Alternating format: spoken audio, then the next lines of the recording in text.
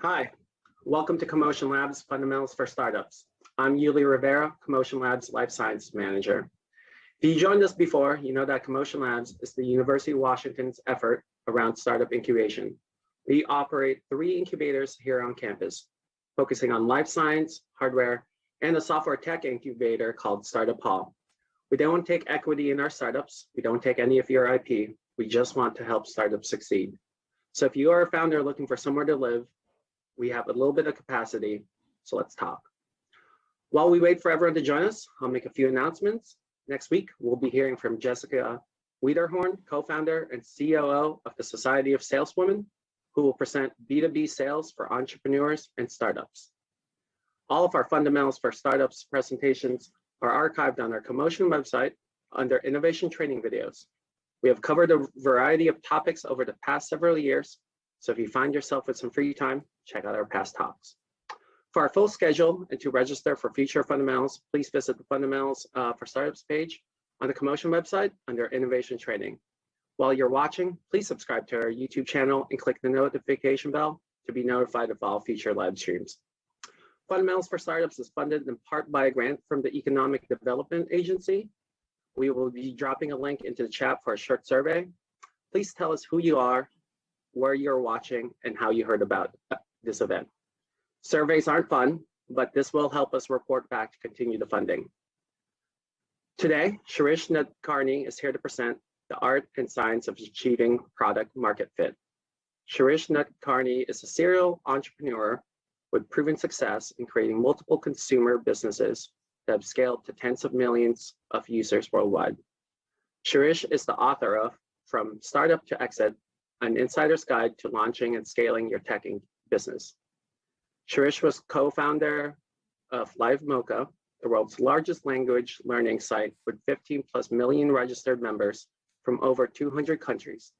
LiveMocha was acquired by Rosetta Stone in 2013. Prior to LiveMocha, Shirish was the founder of Team On Systems, a mobile wireless email pioneer that was acquired by BlackBerry in 2002. The Team On technology served as the core foundation for BlackBerry Internet Email, which serviced over 50 million BlackBerry users. Prior to starting his entrepreneurial journey, Shirish was an early employee at Microsoft, where he engineered Microsoft's acquisition of Hotmail and established MSN as a top 3 web portal. Shirish will take all questions via chat. Feel free to ask questions throughout the presentation. I'll now turn over the event to Shirish. Thank you, Yuli, and good afternoon to everyone. As Yuli mentioned, today's talk is about the art and science of achieving product market fit. I've been, as Yuli mentioned, a serial entrepreneur. Started 3 different companies, had 2 successful exits, but I also failed with 1 company, and I've gone through the joys and tribulations of achieving product market fit. As Julie mentioned, I was an early veteran of Microsoft, joined Microsoft in 1987 when Microsoft was well known for MS-DOS. This was well before Windows 3.0 came out in 1992, and that's ultimately the start of the Windows success. And towards the end of my career, I did the Hotmail acquisition as well as launched MSN.com, which became a top 3 web portal. After that, I started a company called Team On Systems, which was an early pioneer in mobile email. This was the time when phones were available with GPRS connectivity, which was really a very slow connection compared to what we have today. But that was the start of the mobile era.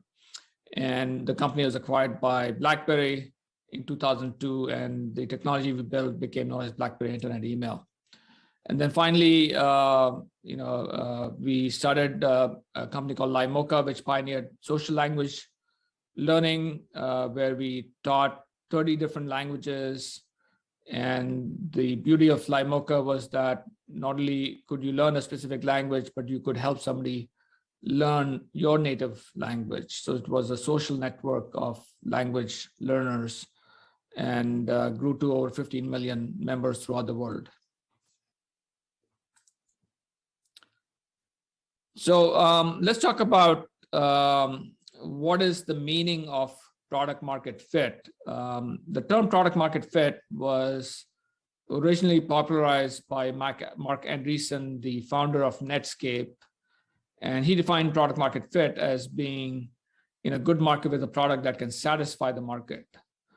But if I were to rephrase it, what it means is that you've identified a market opportunity where there's a deep pain point, and that you are uniquely satisfying that pain point in a way that is significantly better than anybody else in the market. The road to product market fit can take a long time. Let's take the example of Netflix. Netflix today is a very, very successful company. They have over 200 million subscribers. We all binge on a variety of different shows on Netflix. But the road to product market fit for Netflix was long and difficult. It took them about 18 months before they had a model that really worked. And the reason for that was the original model for Netflix was that they would rent out individual videos or DVDs to you. Sorry about that. I will turn off my phone. As I mentioned before, the original model for Netflix was one where they would, rent out individual DVDs, and they would, bundle a coupon within a variety of DVD players that would give access, to free access to, 3 or 4 DVDs from Netflix, with the hope that once somebody watched all the DVDs, then they would continue to rent additional DVDs. And unfortunately, nobody did. Nobody came back to rent additional DVDs. And it was only when they created a new model where they created a subscription offering where there were no due dates, no late fees, and you get certain number of DVDs that you could hold on for as long as you wanted. And you could return, once you return one, then you could, get another one back in the next few days, that the model ultimately worked. And boy, did it really work. Literally within days of testing, they knew that they had a winner, and that model started really, the flywheel for the model really started to spin, and that was the origin for the success of Netflix. And I remember that really well. I remember in the old days, I would go to my local Blockbuster Video, and sure enough, I would be late in returning the video, and I would have to go through the pain of paying late fees and so forth. And once I discovered Netflix, I said, wow, this is a cool model. I just have to be a little bit good about planning ahead, so that on Friday night when I typically watched my movies, I had I didn't have to go to the video store. I already had received the videos that I wanted to watch. So the point here is that even the most successful products that we are familiar with, many of them have had difficult path to achieving product market fit. So how do you know once you have achieved product market fit? Believe me, you will know. It'll become a lot easier to get customers to return your calls. Your sales cycles will be much shorter. The press will be writing about you, etc. But there are certain set of metrics that you can track that will let you know whether you have achieved product market fit. So if you're a consumer product, what you want to see is usage at least every other day, if not every day. You want to see organic growth of hundreds of signups per day. And then you want to see really good retention. And we'll talk more about retention later on in my presentation. But you want to see at least 30 to 40% of users come back the day after sign up, which means that you have really good value proposition that compelled a lot of people to come back the following day, and that you had a clear path to 100,000 users. And that's what we experienced with my second company, LiveMocha. We had tremendous signups. We got to 100,000 users within 3 months and 1 million users within 12 months. So we knew we had achieved product market fit. If you're a SaaS product, the metrics you will track are a little bit different. You want to see at least a 3 to 5% conversion rate from free to paid, assuming you have a free trial or free offering. You want to see your unit economics be very favorable. The terms here that I've used are CAC and LTV. So CAC stands for customer acquisition cost, and LTV is your lifetime value of the customer. So your lifetime value of the customer should be at least 3 times your customer acquisition costs. So then it becomes like a money churning machine, because for every dollar that you spend on customer acquisition, you're getting $3 of profitability that you can invest in your company. And then you want to achieve a pretty low churn rate. Less than 2% a month is a really good churn rate. And then you want to, just like with the consumer product, you want to see a clear path to 100,000 monthly recurring revenue. So these are some of the metrics that you should be tracking depending on whether you are a consumer product or whether you are a enterprise SaaS product, and that'll give you a good sense of how you're progressing through your various iteration on your MVP. One thing that I want to point out is that user growth does not equal product market fit. There are a lot of companies that have raised a lot of money based on their idea or the reputation of the founders, and they go spend a boatload of money acquiring customers before they have even achieved or tested the product to see if they have achieved product market fit. A good example of this is a company called BranchOut, which came out in the 2012 timeframe, and they basically were trying to create a competitor to LinkedIn, except they were riding on Facebook as their social network. And at that time, Facebook made it really easy to spam your friends, for an application to spam your friends. And that's how they grew very rapidly. And you can see the chart on the right-hand side. But it turned out that people didn't really find the value proposition to be strong, and a lot of people did not come back. And eventually, their monthly active users declined precipitously, and the company had to essentially shut down after raising $50 million. So they spent a lot of money acquiring a lot of users for no good reason. So my message to you all is to really first focus on achieving product market fit before you decide to spend a lot of marketing money behind it.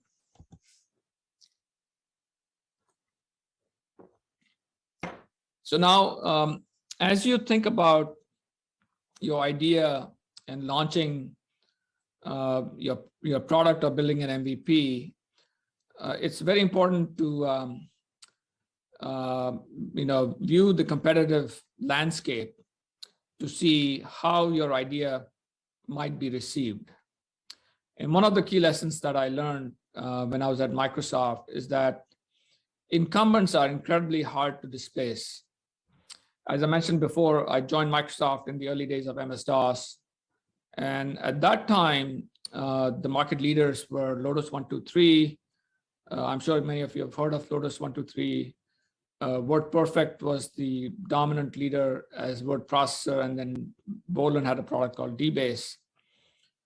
And Microsoft had its own competitors, competitive applications like Microsoft Multiplan for spreadsheet, and then Microsoft Word, the MS-DOS version, etc.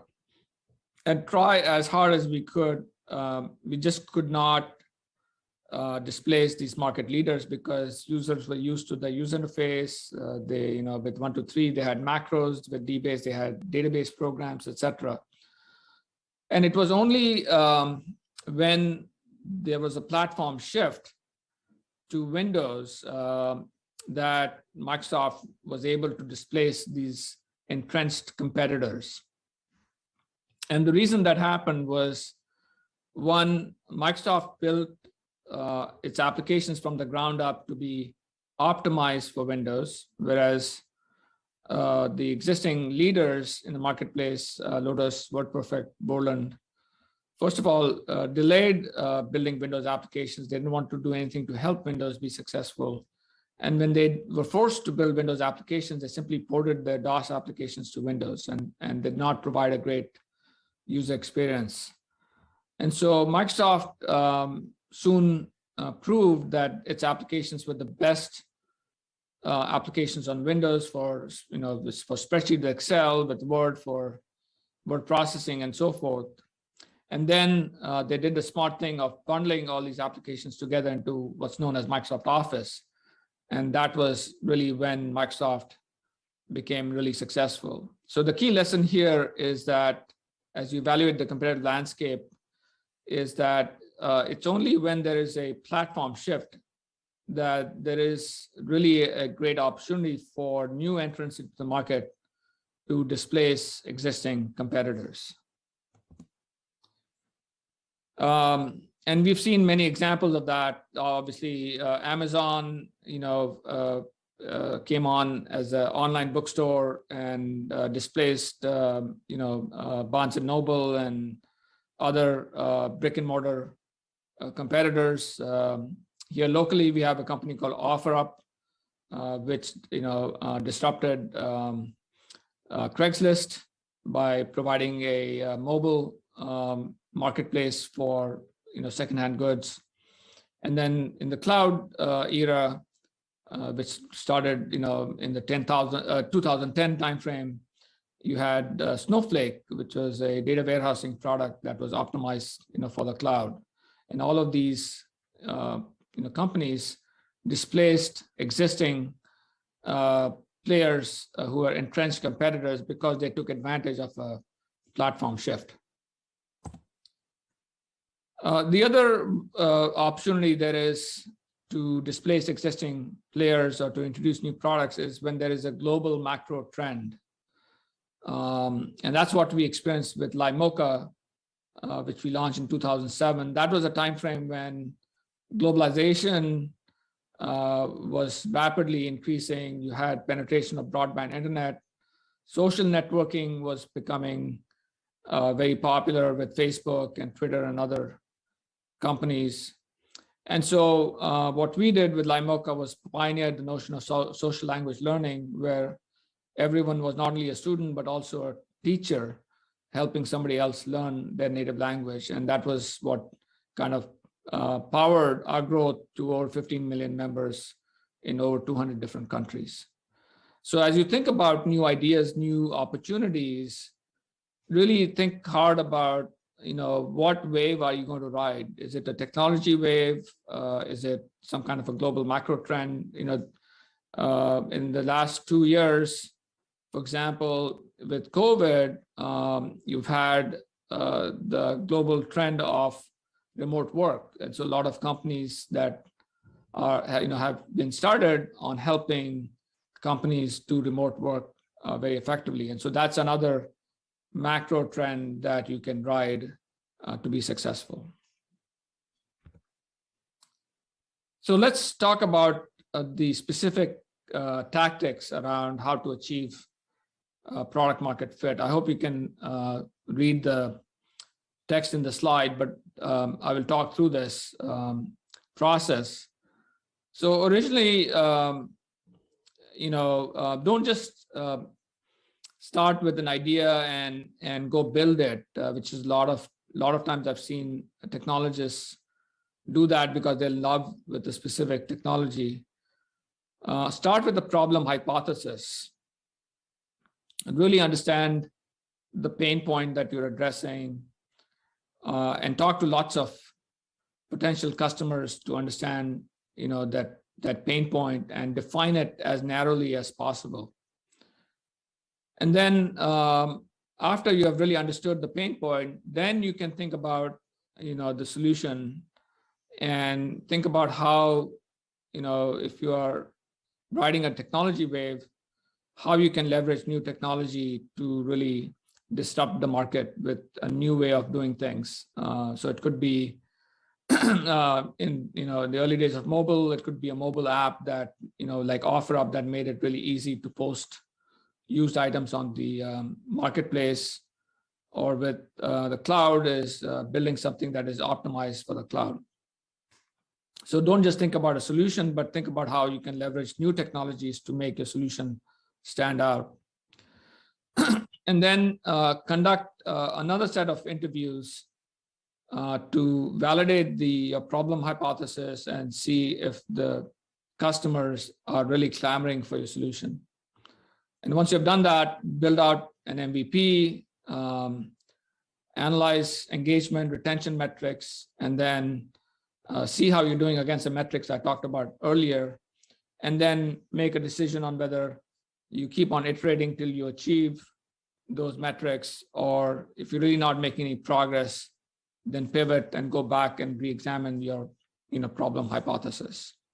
So that's a cycle that you have to go through to really achieve product market fit. So let me talk about it a little bit more detail.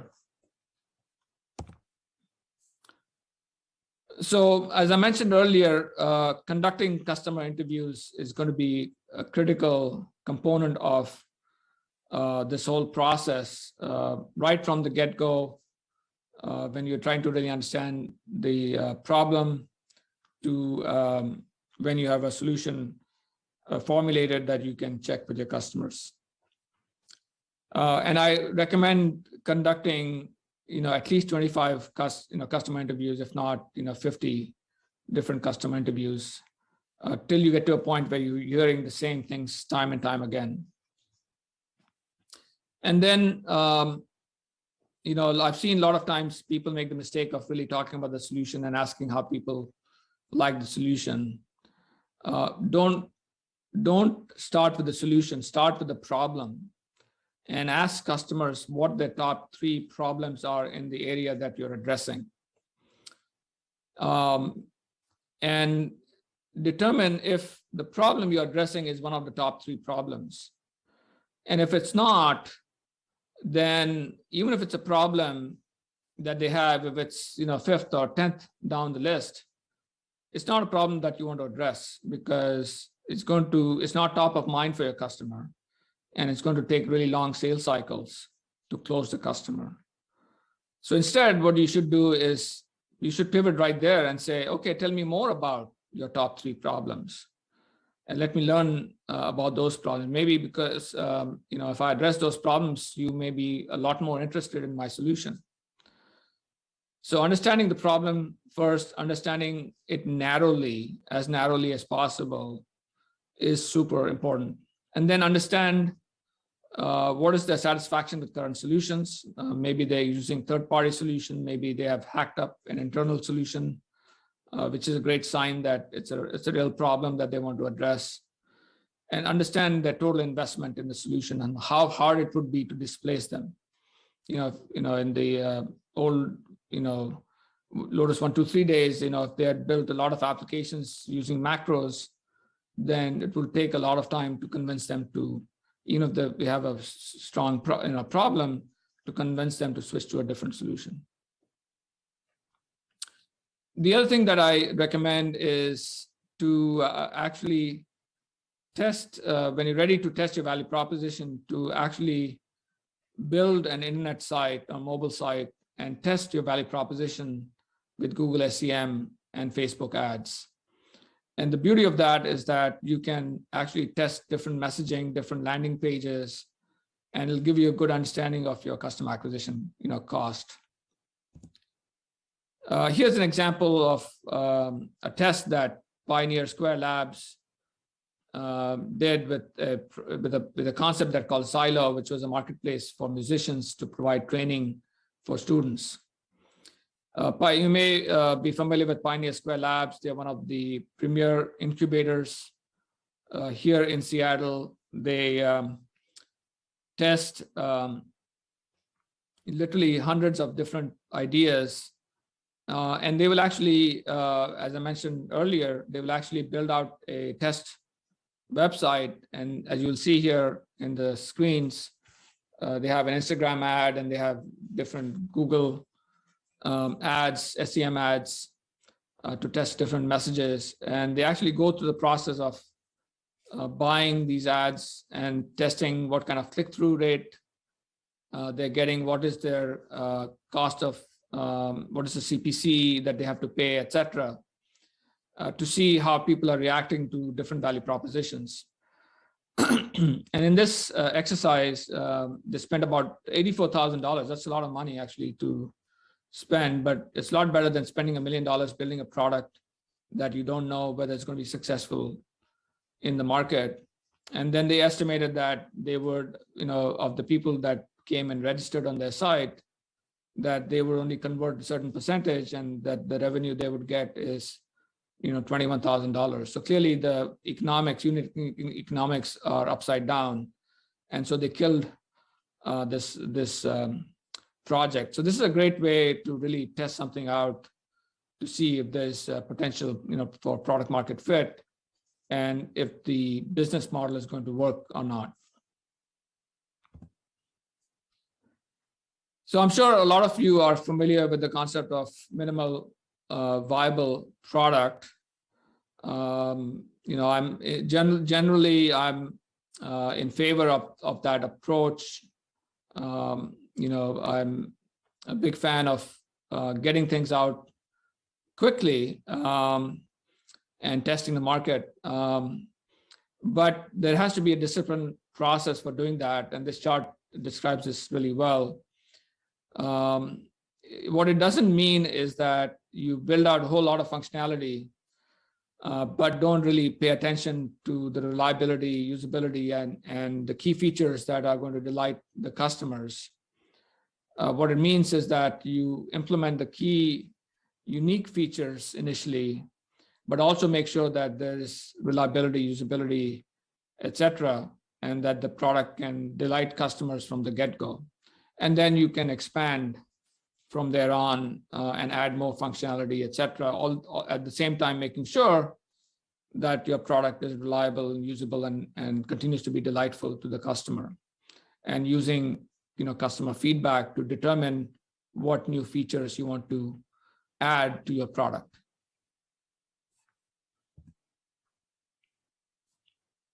So let's go back to discussion around the metrics. We talked about a variety of different metrics in terms of engagement, tracking your daily active users.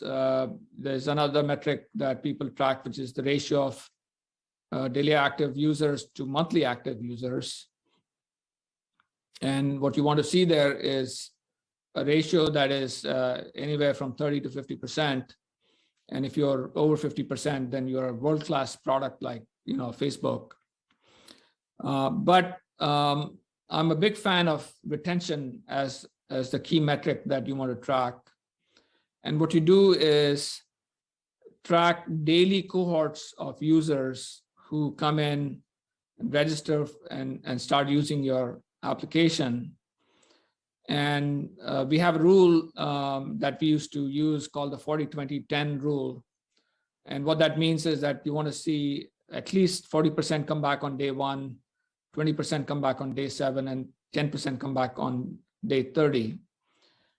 And if you see in the chart here, you will see that if you achieve that metric, then you have a shot at being a top 5,000 app if you're a mobile app in the App Store, which is quite an accomplishment. To be a top 10 app, your retention needs to be incredibly high, getting to around 60% over time, which is what you see with applications like Facebook and Snap and others that people use on a daily basis. But this chart is a good example of what you need to achieve if you want to be a top 100 or top 50 app, the kind of retention that you want to achieve.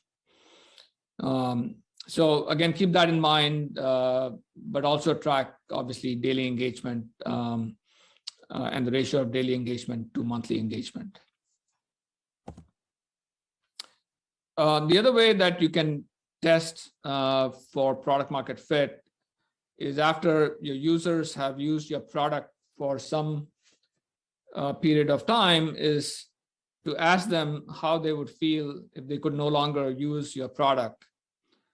And if 40% or more say that they would be very disappointed, then you have achieved product market fit.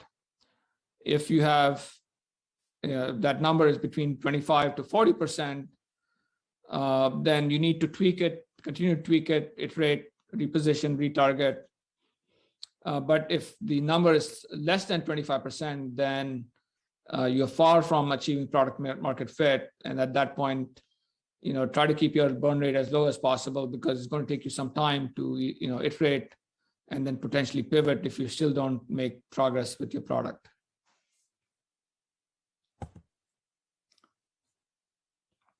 So let me share another case study. We talked about Netflix earlier on. So this time I'll talk about OfferUp. Very familiar with the company. I know the founders well. They started in the 2011 timeframe, and their idea was to leverage the move to mobile to make it very easy for users to post their secondhand goods for sale on their marketplace. They are today a top 50 app. They're one of the few consumer unicorns based out of Seattle, and they've raised over $300 million of funding. Let me tell you that the path to product market fit for OfferUp was also very challenging.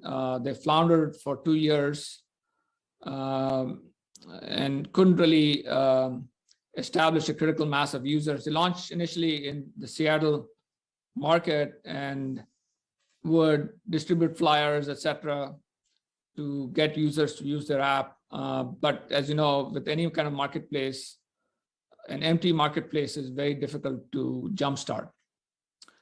It's only in 2013 when Facebook launched their ad targeting by zip code and mobile app download capability that they could really focus their energies on targeting the Seattle area.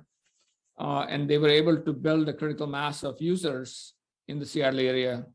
And soon they started seeing the flywheel of user interaction where people would post used items. And once somebody posted an item and another person bought that item, then they'll come back and post another 10 items. So they started that flywheel. And once they started that flywheel, it really took off.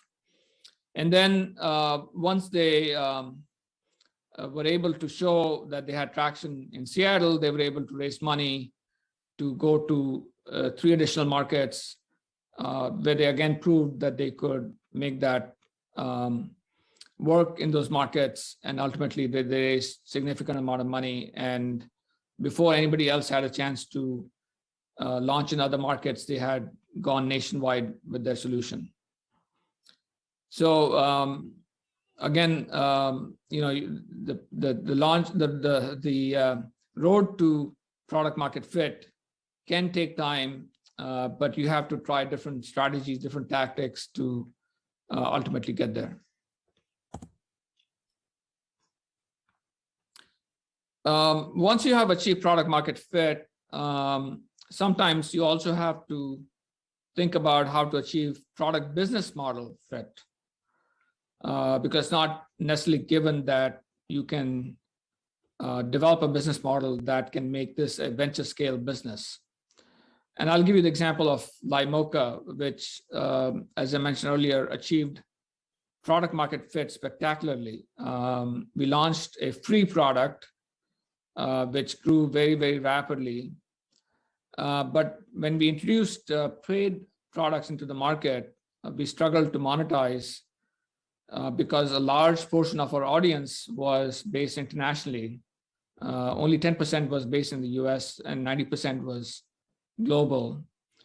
And at that time, in the 2007, 2010 timeframe, in many countries like China, India, Brazil, etc., which were big countries for us, there was very low penetration of credit cards. So it became very hard to monetize at that point. And so ultimately, we had to sell the company to Rosetta Stone here in the US.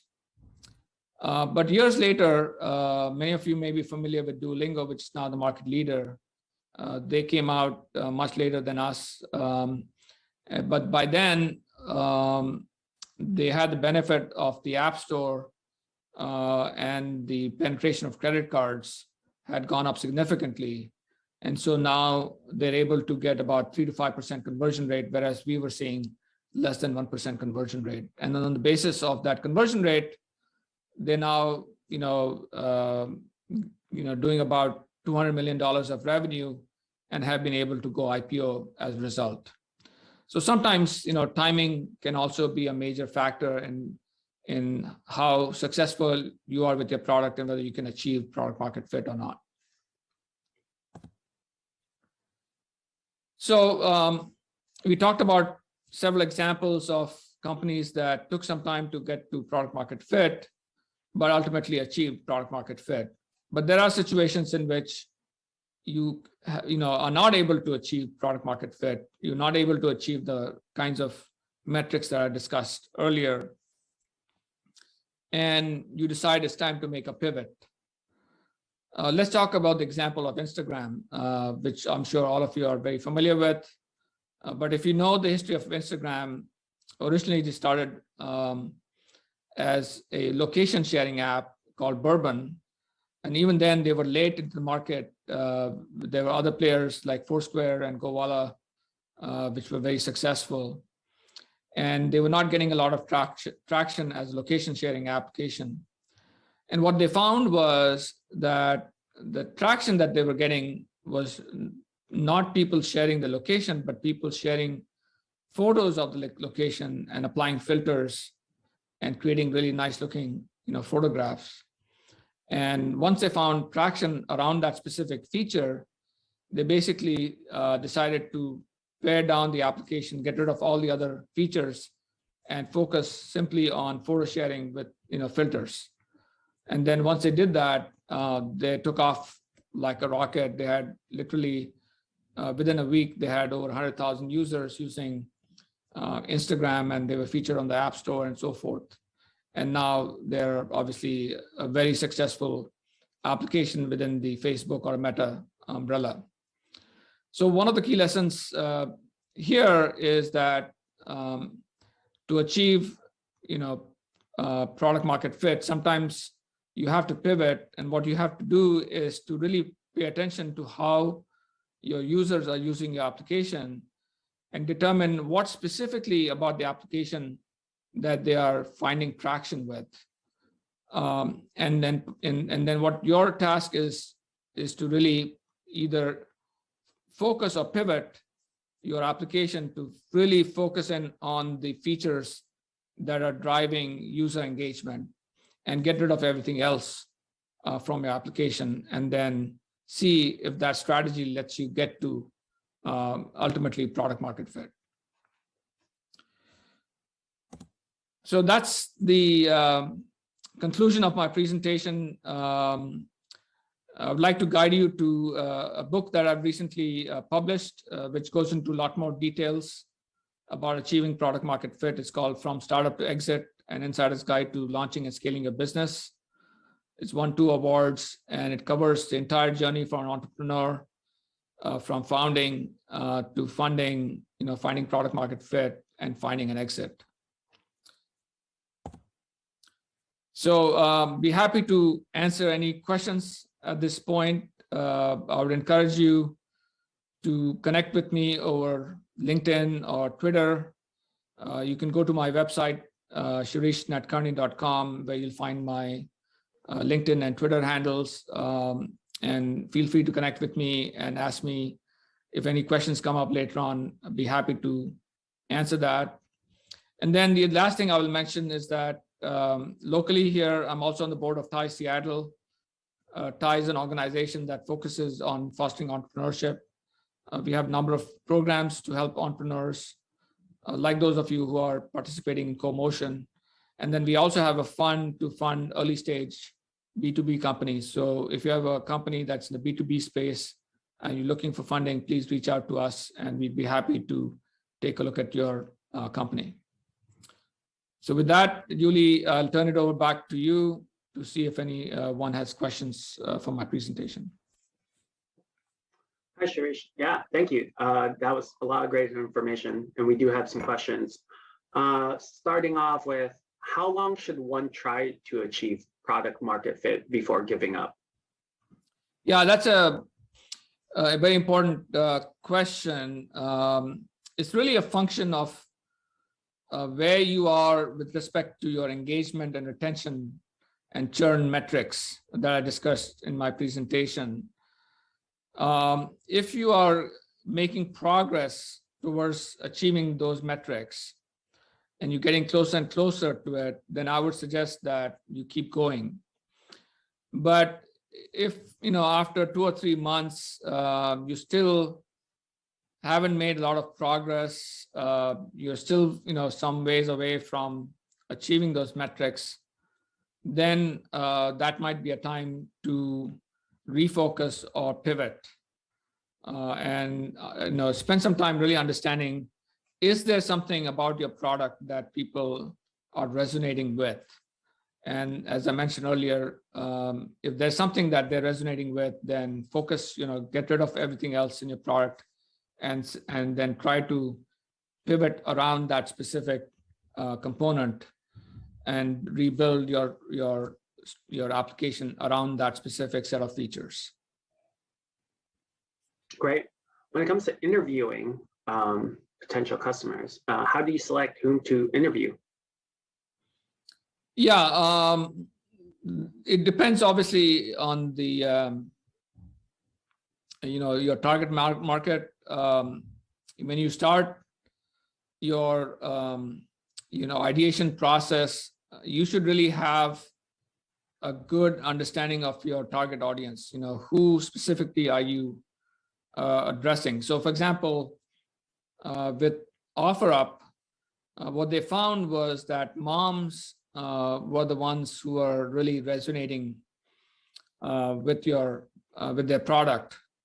And so they focus their energies, their marketing energies around moms as a result. So ideally, you should have a good understanding of your target audience and then find people to interview in the target audience. Or if you're not sure, as I said, test the concept on Facebook or on Google, try different audiences and see which audience is resonating with your product, and then go interview. If you find, for example, that women ages 25 to 30 are really resonating with your messaging, then that's the target audience that you should go and interview. Great. Somebody in our audience is asking, what would you recommend to effectively test value prop or product market fit for hardware? So again, for hardware, like with software, you can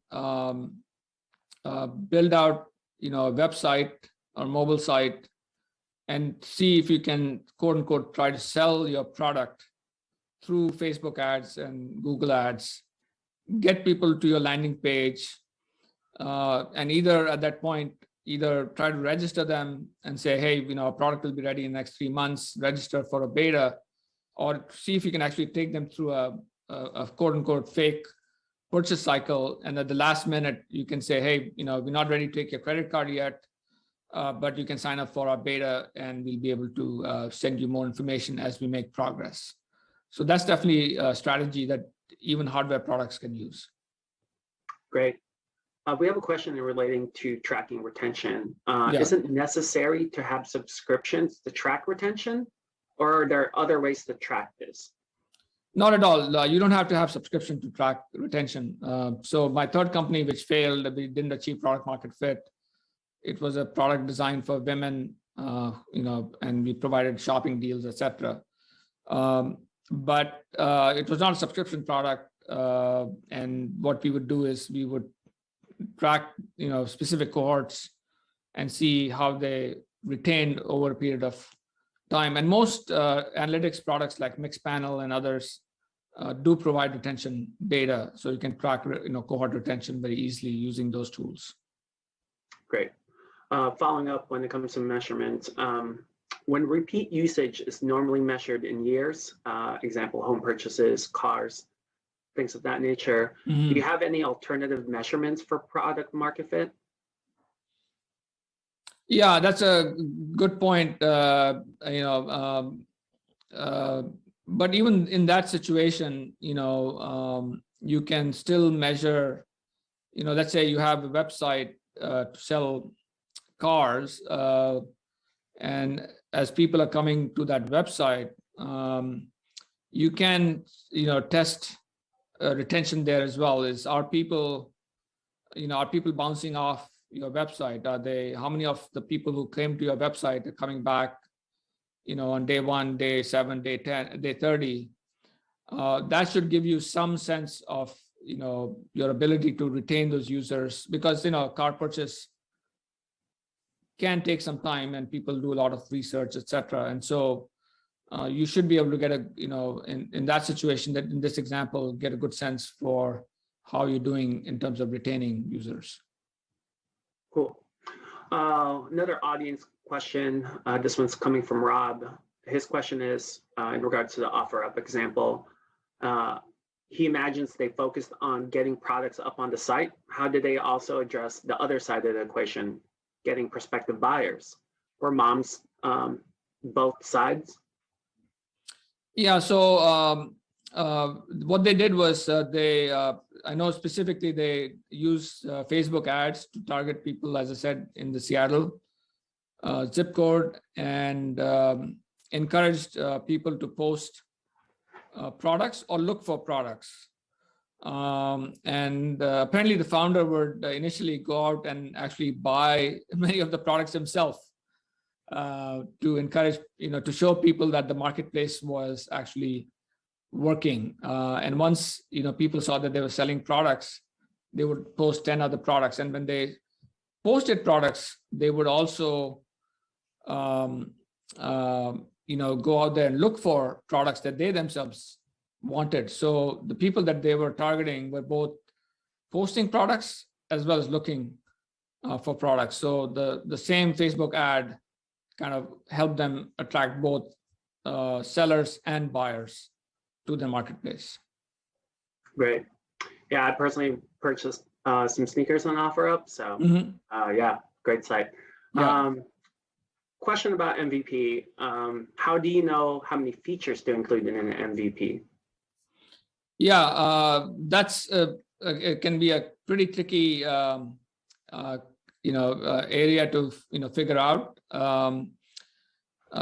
I guess one thing you have to do is, first of all, look at your competition and figure out what are the essential features that they have that you need to replicate, because there may be some base set of features that you have to provide in your product. You don't have to necessarily do everything that your competition is doing. And then from a strategic competitive perspective, you have to figure out, okay, now what are the 2 or 3 other delightful features that you need to add that nobody else has thought about and takes advantage of the new technology that has emerged.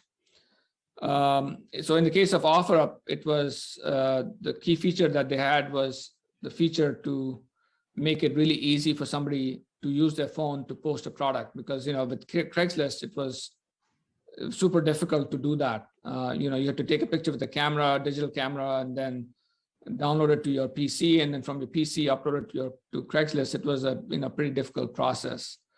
So you need to have certain delightful features that really bring people to your application. And then ultimately, my rule of thumb is you should be in the market, no more than 3 to 4 months of development. So that's a rough rule of thumb that I use. And make sure that you're not on all platforms at the same time. So with OfferUp, for example, they came out first on the iPhone. They didn't have a website, they didn't have an Android app. They first iterated on the iPhone app, and only once they had a cheap product market fit that they added other platforms to their solution. Cool. How long should one iterate with the MVP before launching your product? So it again depends on your progress with the metrics that we talked about that you need to be tracking. And once you have achieved the level of retention I talked about, the 40-10-20-10 rule, then, and you have a low churn rate, you're starting to get the flywheel going in terms of user acquisition, then you know that it's time now to turn on your marketing spigot and start spending some real money behind the product and start acquiring customers in a big way. This question just came through. Current thinking is MAP, minimum awesome product, is a better path to success than MVP. Any thoughts? Actually, I had a similar concept. I should call it minimum delightful product, or as you call it, minimum awesome product. Absolutely. I'm not a big fan of putting a crappy product out there because you may not always get a chance to iterate with your customers. If your customers, fail with your product, they may not give you a second chance. And that's why I mentioned that it's important for you to understand your competition. You need to have a certain set of features to, base level of features that your competition has. And then you need to have certain delightful features and delightful not in the sense of your user interface, but delightful in terms of capability that really address the pain point in a unique fashion. And that's what I would call a minimum awesome or minimum delightful product. Cool. Well, Shirish, I think you covered everyone's questions. Wow, that was good set of questions there. Good set of questions. I think it was a pretty comprehensive presentation. Right. So, well, yeah, we're going to end it a little bit early. Thank you all for joining us today. And a big thank you to you, Shirish, for sharing your wisdom with the group. Shirish has put his contact information up. So if you have any additional questions that come up through the weekend, contact them. As a reminder, next Friday at noon, we'll be hearing from Jessica Wiederhorn, who will present B2B sales for entrepreneurs and startups. Sign up for that. Have a great weekend, and we'll see you next week. Thank you very much.